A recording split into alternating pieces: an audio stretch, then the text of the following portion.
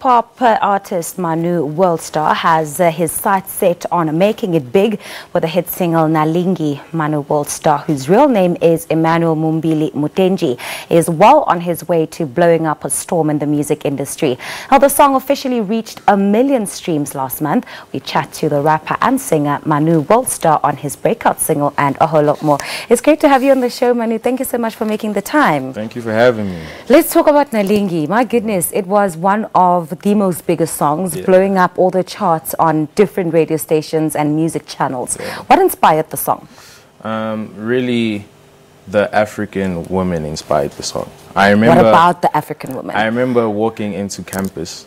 You know, I was there very early, and the most beautiful girl I've ever seen walked past me, and I remember just singing, "Isn't she lovely?"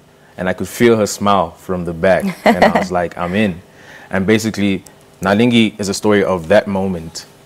And extending itself, Yeah, and I remember a while back you were tweeting and saying how proud your mom is just of all that you've achieved. I mean, your song has reached so many other places, Botswana, Nigeria, Angola, South Africa. You really have been playing all over, even on BBC Radio. How does that make you feel to have, you know, put out a song that obviously has a lot of personal meaning to you and to have everybody else love it? You know, the industry that I'm in, it's very important to be acknowledged for what you do.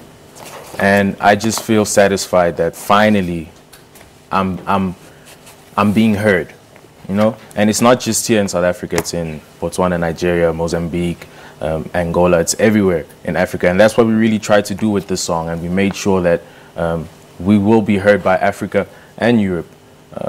And yeah, the plans are working. So me and my team, we're very excited. Yeah. There's something quite special happening in the music industry at the moment in the South African context, where we're seeing many new artists, new voices who are not necessarily perhaps an overnight success, but have been working in the background, but have only, you know, come out with big songs, yourself and, you know, the likes of Mlindo and many other artists. How does it feel to be shaking things up in the industry? For a long time, the industry was very close packed, you know, and it was hard for the young kids to get in. So it's very satisfying seeing that the industry is opening up to a lot more talent of all sorts, you know.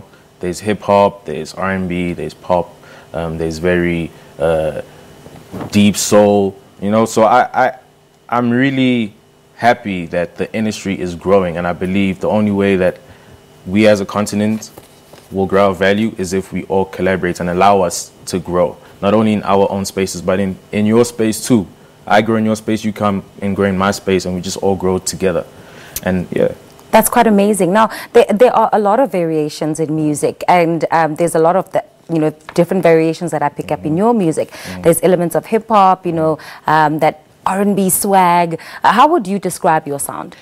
I would describe my sound as Afro fusion. Afrofusion. Yeah, I don't know if that word exists, but it exists in terms of my music. The main line is very Afro, but we add elements in the music that allows for the song to be played anywhere, literally. And I wanna give a shout out to my producer, Eternal Africa, who's helping me craft the sound that is really appealing to our continent. So yeah, I would describe my sound as Afrofusion. That's and you know, amazing. Every day we developing it. So yeah, I'm excited for where it's gonna go. That's pretty cool.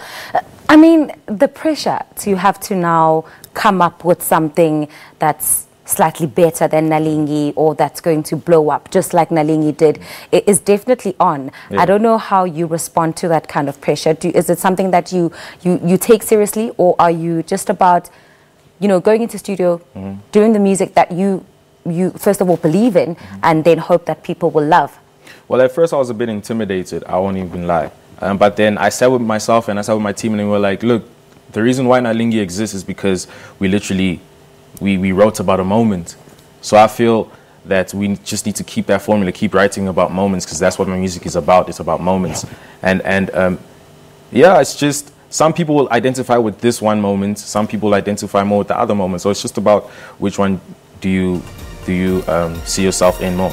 All right, Manu, we are looking forward to a whole lot more music from you. I know you're busy cooking. You and your team seem to be constantly hard at work. Thank you so much for coming on the show this morning. Thank you for having me. Just spoke to South African rapper Manu WorldStar, who surprised his fans when he released a crossover pop Afrobeat song, or Afrofusion, Nalingi, and the single has gone on to be one of the biggest songs in South Africa over the past year. There's more from him later on.